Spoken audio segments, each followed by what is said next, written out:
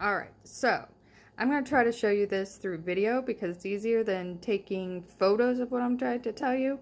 So bear with me, I look like crap. I was out in the flower beds today and I've been sweating up a storm. But you need help, so here I am. Alright, so how to join the fabric without having to sew. When I do my locker hooking, I like to just join the fabric without sewing. It goes quicker for me. All right, so let's say that this dark blue fabric here is what is coming off of your mat.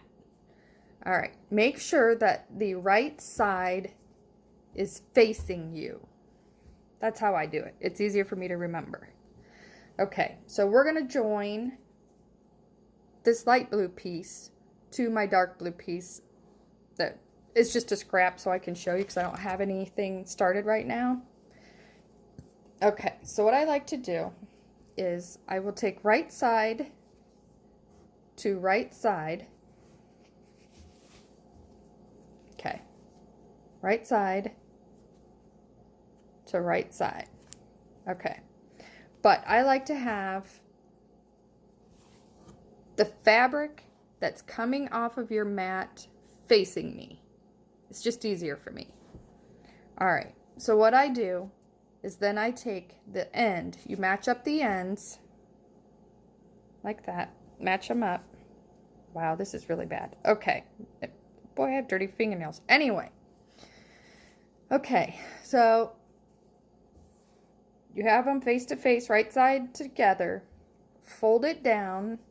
It doesn't matter either way. You can either fold towards you, you can fold away from you. Just take about an inch and fold it down so that you have like a little loop.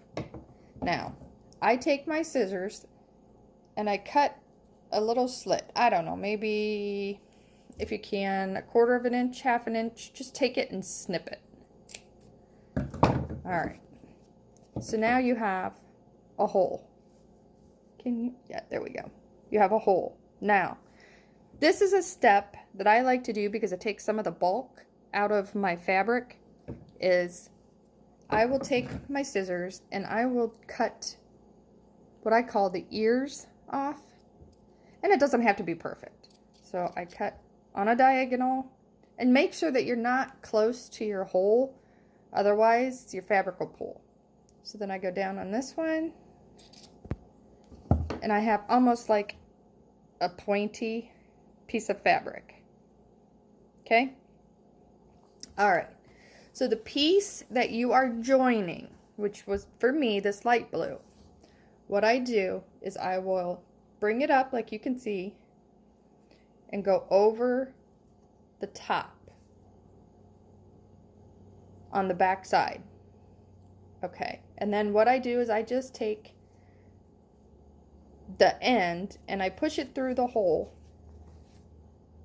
with my finger. You can use a poker, your finger, whatever. I just use my finger.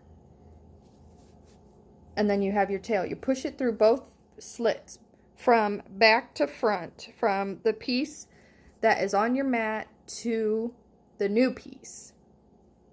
Hope that makes sense. Anyway, so then you have your little tail. Pull your tail.